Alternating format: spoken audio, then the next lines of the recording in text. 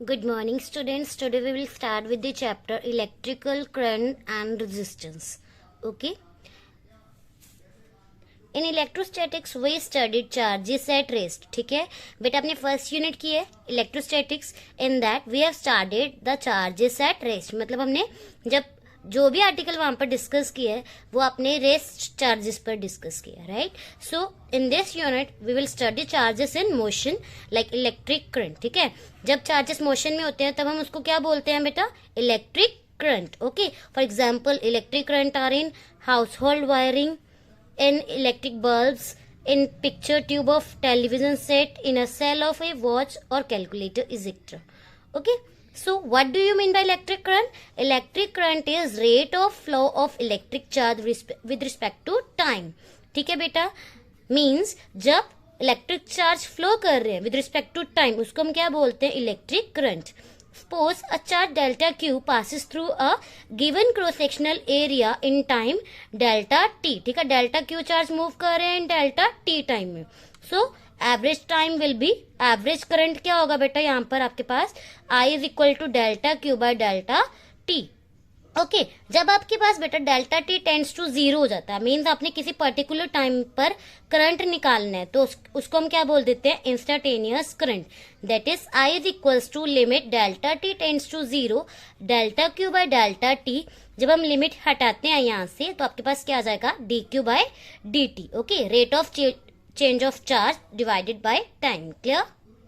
So if the current is steady, ठीक है, steady means आपका करंट चेंज नहीं हो रहा, it doesn't change with time, then the charge Q flowing through it is just proportional to T, and for steady current what we have? I is equals to Q by T. Thus the electric current through an area is the rate of transfer of charge from one side of the area to the other.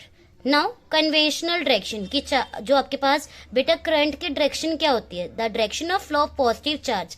जिस direction में आपके positive charges flow करेंगे that is the direction of electric current. ठीक है, जब आपके पास electrons है, आपको पता है इलेक्ट्रॉन्स पॉजिटिव डायरेक्शन की तरफ मूव करते हैं, डायरेक्शन जो इलेक्ट्रॉन्स की ऑपोजिट डायरेक्शन में आपका करंट फ्लो करेगा. ठीक है, इलेक्ट्रॉन्स आपके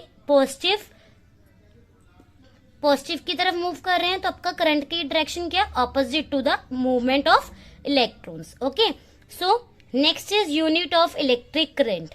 इलेक्ट्रिक करंट की यूनिट्स क्या होते हैं बेटा? Unit of SI unit of electric current is ampere. ठीक है, after Andre Marie Ampere a French scientist, it is one of the 7 basic units of SI. Current is said to be 1 ampere. आपको पता है current की value क्या होती है? I is equal to Q by T. And you also know कि Q जो charge है उसके यूनिट क्या होते हैं? कूलम. टाइम के यूनिट क्या होते हैं? Seconds. So current is said to be 1 ampere. आपकी करंट की वैल्यू 1 एम्पियर कैसे आएगी? When 1 coulomb of charge crosses an area in 1 second. मतलब आप जब आपके पास 1 कूलम ऑफ चार्ज ही फ्लो कर रहा है इन 1 सेकेंड, तब आपके पास क्या करंट की वैल्यू आएगी? 1 एम्पियर. ठीक है, आपके पास करंट उस टाइम 1 एम्पियर आएगा. ठीक है, so 1 ampere is equal to 1 coulomb divided by 1 second. 1 milli ampere क्या होता है बेटा? मिली का means 10⁻³ so 10⁻³ ampere. And 1 micro ampere क्या होता है? माइक्रो क्या होता है? 10⁻⁶ so 10⁻⁶ ampere. Okay, so next is charge carriers. Charge carriers क्या होते हैं? The charge particles which move in a definite direction and thus produce an electric current are called charge carriers. ठीक है, जो आपके पास चार्ज पार्टिकल्स है, ठीक है, when they move in the definite direction, charge particles आपको एक पर्टिकुलर डायरेक्शन में मूव कर रहे हैं. ठीक है, दस प्रोड्यूस, जब आपके पास चार्जेस मूव करेंगे तो ऑब्वियस है इलेक्ट्रिक करंट जनरेट होगा. So they produce an electric current are called, उसको हम क्या बोलते हैं? Charge carriers. For example solid conductors है. आपको पता है सॉलिड कंडक्टर्स में एटम्स क्या होते हैं? टाइटली बाउंड होते हैं एट देयर लोकेशंस. ठीक है, atoms are closely packed, but आपको पता है कि एटम्स में नंबर ऑफ बिलियंस इलेक्ट्रॉन्स क्या होते हैं? Are not bounded by single nucleus. ठीक है, एटम्स में लूज इलेक्ट्रॉन भी होता है. आपने वैलेंसी पढ़ी होगी कि वैलेंस इलेक्ट्रॉन्स क्या होते हैं? एटम्स आपको पता है ना कि एटम्स की जो आउटर शेल होती है, लास्ट जैसे सोडियम है, उसके पास वैलेंस इलेक्ट्रॉन 1 होता है, आउटर मोस्ट ऑर्बिटल में कोई ना कोई इलेक्ट्रॉन होता है. सो एटम के पास नंबर ऑफ इलेक्ट्रॉन्स जो है are not bounded by a single nucleus. So these electrons move randomly and are called free electrons. When a potential difference is applied across such conductors, an electric field is applied in the conductor and free electrons move under the influence of this electric field. जब आप क्या करते हो, potential difference means voltage लगाते हो conductor, ठीक है, उस पर पोटेंशियल डिफरेंस देते हैं हम कंडक्टर को, तो उस टाइम क्या होता है, इलेक्ट्रिक फील्ड एस्टैब्लिश होता है कंडक्टर में एंड फ्री इलेक्ट्रॉन्स क्या होते हैं, मूव करते हैं under the influence of electric field. So electrons are charge carriers in solid conductor. फिर हमें क्या पता चला कि सॉलिड कंडक्टर्स में चार्ज कैरियर्स क्या होते हैं, electrons.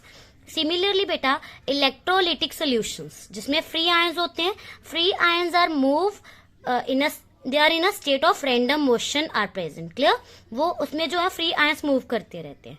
When potential difference is applied, उसमें भी क्या होगा, पोटेंशियल डिफरेंस जब आप उस पर अप्लाई करोगे तो इलेक्ट्रिक फील्ड जनरेट हो जाएगा, एस्टेब्लिश हो जाएगा, ठीक है. The positive and negative ions present in the solution start moving under the influence of electric field, so thereby producing current.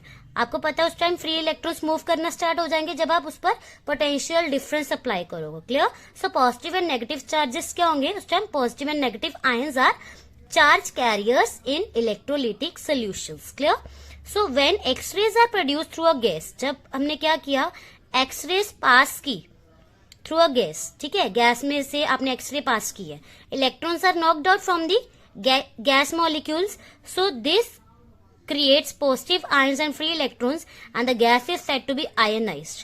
If ionized gas placed in an electric field, free electrons and positive ions both contribute in the flow of current. ठीक है, जब आप X-rays पास करते हो gas से तो उस time क्या होता है बेटा, कौन से चार्ज कैरियर्स कंट्रीब्यूट करते हैं फ्लो ऑफ करंट को, free electrons and positive ions. Okay, thus positive ions and electrons are charge carriers in the gases. Clear?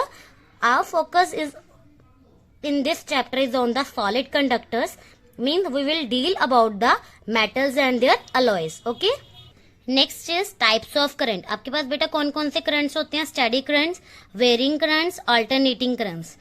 Steady currents क्या होता है, if the magnitude of the current doesn't change with time it is called a steady current. ठीक है, जैसे आपके पास ये, ठीक है, करंट आपका with respect to time change नहीं हो रहा, उसको हम क्या बोलेंगे, steady current.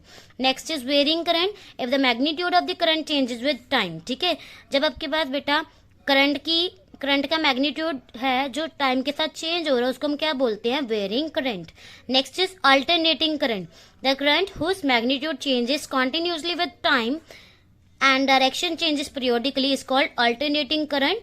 Such a current is represented by the sine curve और कोसाइन कर्व. दिस वन, ठीक है, जब आपके पास करंट जो है with respect to time continuously change हो रहा है, clear, and direction changes periodically, जैसे ये अभी क्रस्ट ट्रफ में चेंज हो रहा है, पीरियोडिकली करंट जो है डायरेक्शन उसकी चेंज हो रही है. पीरियोडिकली मींस जैसे अभी ये पहले अपवर्ड था फिर डाउनवर्ड फिर क्रस्ट चेंज होगा, पीरियोडिकली आ रहा है ना चेंज. ठीक है, सो उसको हम क्या बोलेंगे, it is called alternating current. ठीक है, such a current is represented by sine curve और cosine curve. Okay, next is Ohm's law. In 1828, George Simon Ohm, a German physicist, found that for many substances, electric current I flowing through them is proportional to voltage V across their ends. ठीक है, George Simon ओम ने 1828 में German physicist थे जो, उन्होंने क्या किया, उन्होंने बहुत सारी सब्सटेंसेस पर चेक किया कि करंट जो है वो प्रोपोर्शनल आ रहा है वोल्टेज की, means V is proportional to I.